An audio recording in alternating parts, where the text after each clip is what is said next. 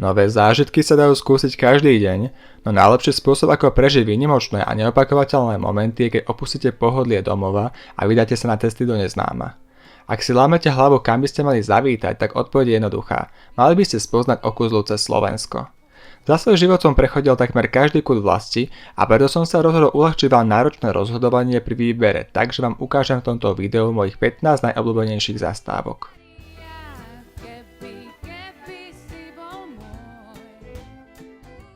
Mnoho zahraničných turistov navštíví Bratislavu len ako drobnú zastávku na ceste medzi Viedňou a Budapešťou. Mesto na Dunaji je však ideálnou vstupnou bránou pre spoznanie kultúry krajiny. Odporúčam tu vyskúšať aj typickú lokálnu kuchyňu a z nej brinzové halušky, strapačky a pyrohy. Atmosféra hlavného mesta sa mení v priebehu ročných období, kedy malé veľkomesto ponúka rôzne podujatia.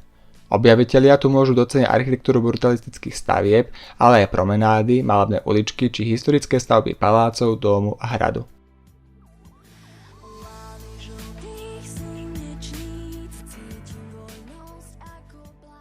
V susedstve Bratislavy leží najkrajší kraj, ktorým je moje rodné Záhorie. Vedľa neho sa v pahorkatine rozprestiera kopaničiarsky región, ktorý je známy ako chalupárska oblasť a pre produkciu domácej slivovice. Významnou pamiatkou je dominantná travertínová mohyla Milana Rastislava Štefánika na vrchu Bradlo. Miesto posledného odpočinku spoluzakladateľa Československa je obľúbeným cieľom výletníkov.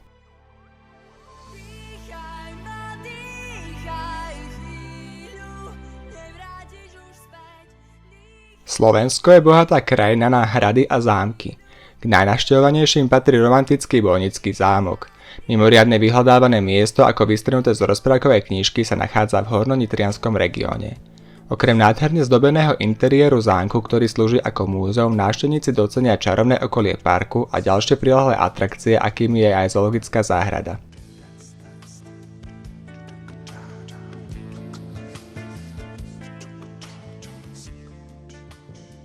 Nevydane zachovanou dedinkou severného Slovenska sú Čičmany. Tunajšie domčeky sú výnimočnými predstaviteľmi ľudového staviteľstva. Drevenice ležiace dolne strážovských vrchov sú charakteristické bielým zdobením. Nátery najskôr lemovali len okraje domov. Časom začali mať geometrické ornamenty zložitejší motív.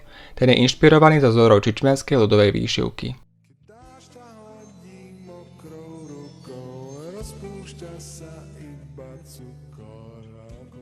Prevažne hornatý profil domoviny priťahuje názor do jeho prírody. K vychýreným destináciám patrí turistika v Súľovských skalách. Východiskom aj záverom pre tradičný vychádzkový okruh je obec Súľov. Prírodná rezervácia je súčasťou pohoria Súľovské vrchy a je špecifická pre skalné útvary, akým je aj gotická brána. Ostré biele bradlá tu trčia nad hustým lesom, čím spoločne vytvárajú povestné panorámy.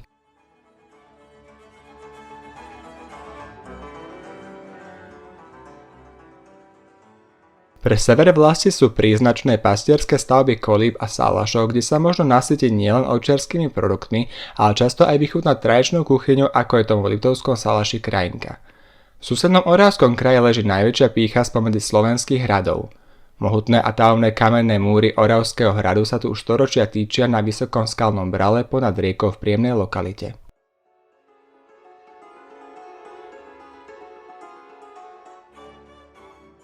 Priťahujú ma nielen pekné mestá, ale aj zachovaná vidiecká architektúra a preto som navštívil na Slovensku množstvo malebných dedín, ako aj všetkých 8 múzeí, ktoré zachytávajú tradičný život minulých storočí. Podľa môjho názoru najkrajším skanzenom je Múzeum Oravskej dediny v Zuberci. Vždy tu príjem na iné myšlienky, lebo prostredie ma vytrhne z bežného života.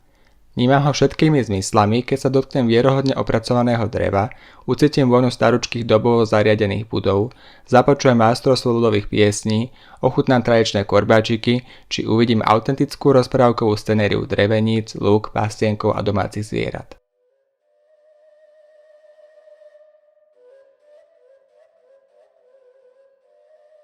Predstava pokojne pasujúcich sa oviec pri salaši, z ktorého vychádzajú zvuky tradičnej fujáry, patrí k idylickým obrazom krajiny pod slovenskými Veľhorami. Tatry ležiace na slovensko-poľskej hranici sú najvyšším pohorím celých Karpát a rozkladá sa tu najstarší národný park Tanap. Nádherná alpínska príroda, kde je možné občas zazrieť aj kamziky či medvede, je navštevovaná pre možnosti turistiky. Chodničkami sa dá dostať cez šumiaci les k plesám a vodopádom až k horským chatám a majestátnym štítom.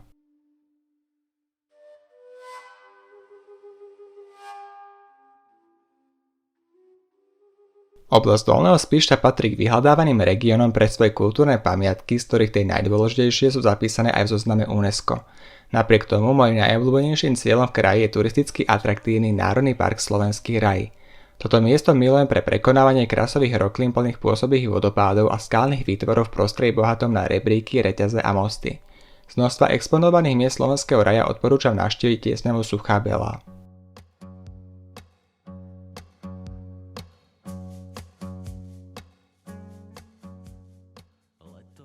Nedaleko poľských hraníc obklopený prírodou a lesmi sa nachádza mohutný Ľubovňanský hrad. Dominantného strážcu s výhľadom na Tatry považujem práve medzi najkrajšie hrají krajiny pre jeho stredoveký výzor. Ľubovňanský hrad rád navštevujem pre jeho historickú atmosféru, opakujúce sa okoliarské vystúpenia a autentické prostredie, ktoré doplňa vidiecké múzeum s staručkými domčekmi a drevenicami Horného Spiša.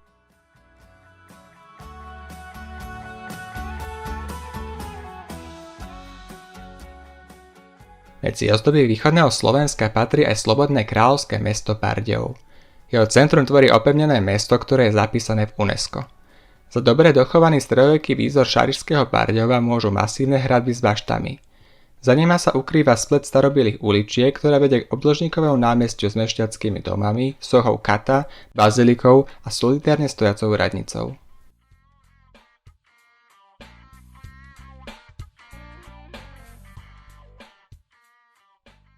Košice sú druhým najväčším mestom štátu a metropolou regiónu Abov ako aj celého východu.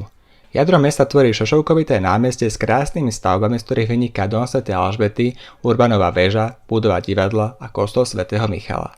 V Košiciach, kde sa od roku 1924 uskutočňuje medzinárodný maratón mieru, leží aj v susedstve mestského parku neogotický Jakabov palác.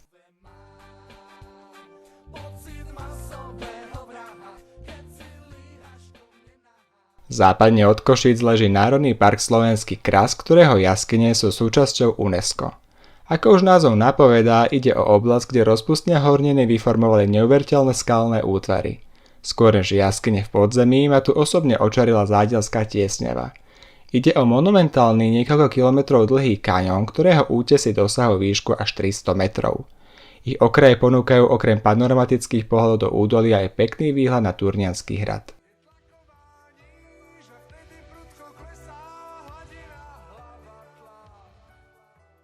Región Kemer ukrýva vzácne kultúrne a prírodné pamiatky. Podľa môjho názoru medzi tie najpôvabnejšie patrí kašteľ Betliary a kostol v Štítniku. Honosné sídlo šlachtického radu Andreášiovcov zaujme najmä jeho bohatým až exotickým interiérom. Neobyčajné je aj mimoriadne zdobenie evangelického kostola s hodnotnými freskami talianskych umelcov. Tie v podstate pokrývajú všetky steny a tvoria najrozsiahlejší súbor stredovekých násnych malieb na Slovensku. Kostol v Štítniku je súčasťou gotickej cesty, ktorá spája podobné stavby v kraji.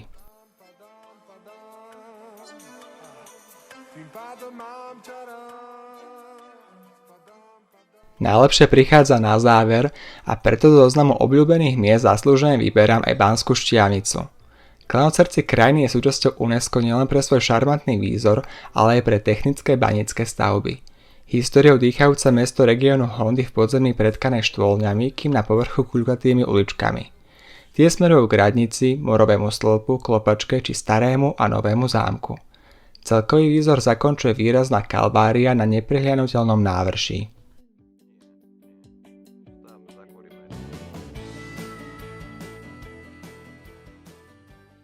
Rozmanité Slovensko doteraz nemuselo byť známe ako populárna dovolenková destinácia.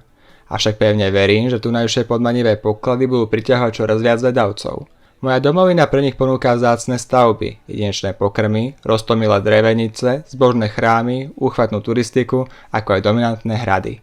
Hádam, že po toľkých cestovateľských typoch ste už rozhodnutí, kde prežijete nasledujúce príjemné chvíle a preto mi na záver ostáva sa len opýtať, už ste pripravení spoznať Slovensko?